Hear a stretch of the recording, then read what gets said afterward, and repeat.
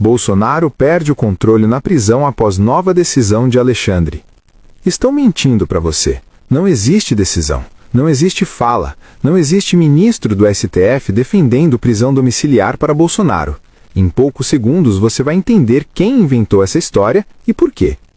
O ex-presidente Jair Bolsonaro está preso, condenado e politicamente isolado.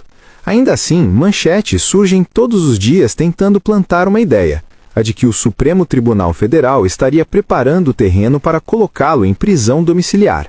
Falam em bastidores, em conversas reservadas, em ministros sensibilizados, mas quando você procura algo concreto, encontra o vazio. Nenhuma fala pública, nenhuma decisão, nenhum voto. E é aqui que a história vira. Enquanto a mídia, alinhada aos interesses dos bilionários, constrói um sucessor para o bolsonarismo, Alexandre de Moraes fecha todas as portas jurídicas e deixa claro que Bolsonaro vai cumprir pena como qualquer condenado por crimes contra a democracia. Jair Bolsonaro não perdeu apenas a liberdade física, ele perdeu o controle da própria narrativa. Preso no complexo penitenciário da Papuda, na chamada Papudinha, condenado a 27 anos e 3 meses por liderar uma trama golpista contra o Estado Democrático de Direito, o ex-presidente se tornou o epicentro de uma disputa que já não gira mais em torno dele, mas do que sobra do bolsonarismo. Desde a transferência para a prisão, uma enxurrada de matérias tenta convencer o público de que a prisão domiciliar seria apenas uma questão de tempo. O roteiro é sempre o mesmo. Ministros do STF, sob reserva, defendem domiciliar. A avaliação ganha força, inevitável no curto prazo. Só há um problema central nessa narrativa: ela não se sustenta nos fatos.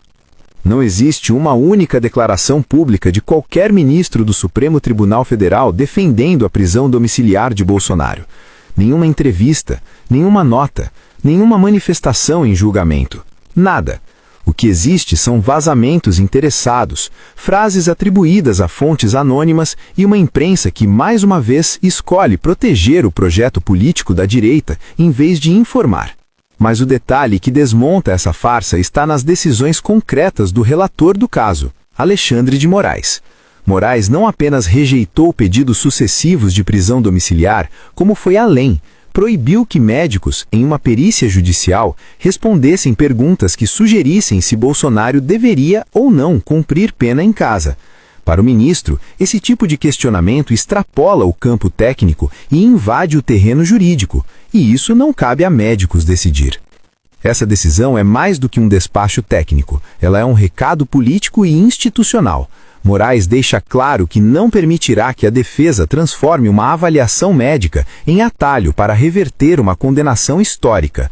Médico avalia saúde, juiz decide regime de pena. Qualquer tentativa de misturar as duas coisas é, no mínimo, má-fé. E aqui surge outro elemento explorado à exaustão pela mídia: o périplo de Michele Bolsonaro pelo Supremo. Reportagens falam em encontros, conversas, pedidos de ajuda, relatos emocionados sobre a saúde do ex-presidente. Em uma dessas histórias, o nome de Gilmar Mendes aparece como alguém que teria ouvido atentamente as queixas da ex-primeira-dama. Mas, mais uma vez, quando saímos do terreno da fofoca política e vamos para os fatos, o que vemos? Nada muda. Moraes mantém Bolsonaro preso. Nenhum pedido é acolhido. Nenhuma decisão é revertida, nenhuma exceção é criada.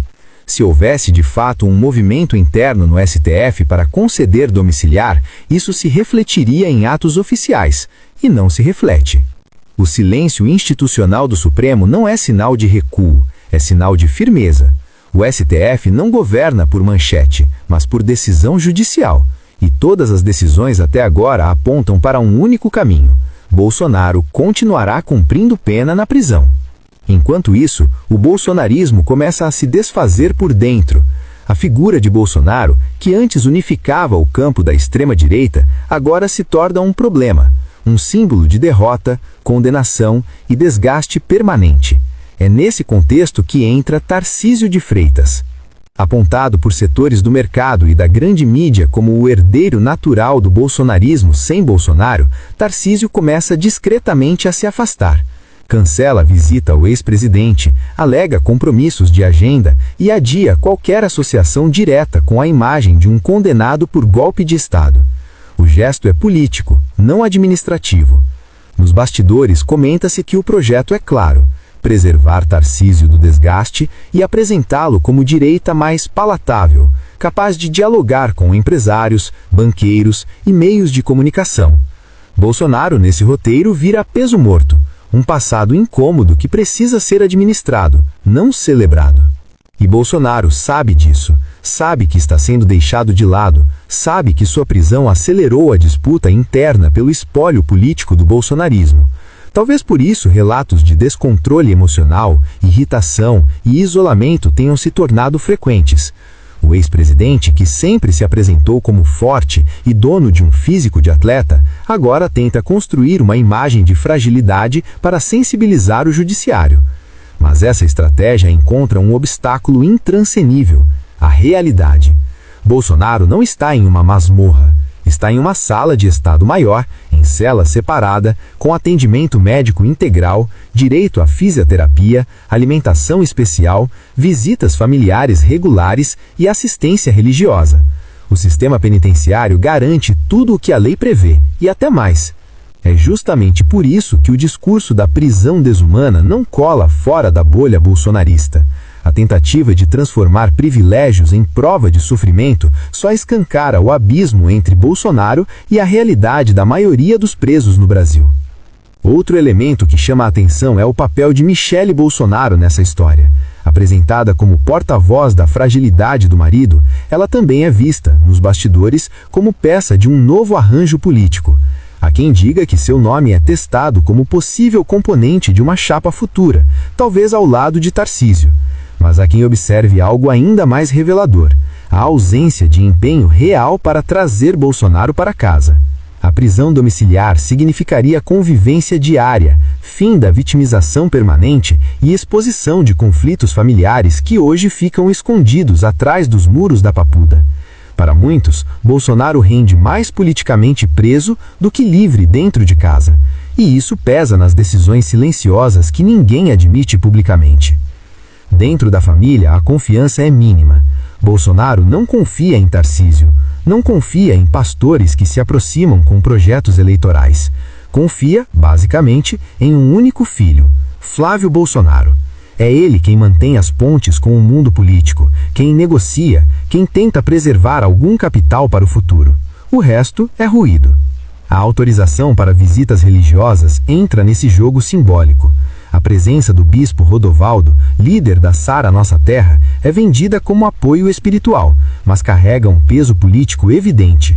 O mesmo religioso já defendeu publicamente Tarcísio como candidato viável. A fé, mais uma vez, é instrumentalizada como ferramenta de poder. Mas o que ninguém esperava é que, fora da prisão, o bolsonarismo desse sinais claros de esgotamento. A chamada Caminhada pela Justiça, organizada por Nicolas Ferreira, pretendia criar uma imagem de mobilização popular em defesa de Bolsonaro. O resultado foi constrangedor: pouca gente, pouca repercussão e muita ironia. A resposta veio rápida. Lindbergh Farias classificou o ato como marcha esvaziada, sem rumo, comparando o episódio a uma caminhada sem sentido.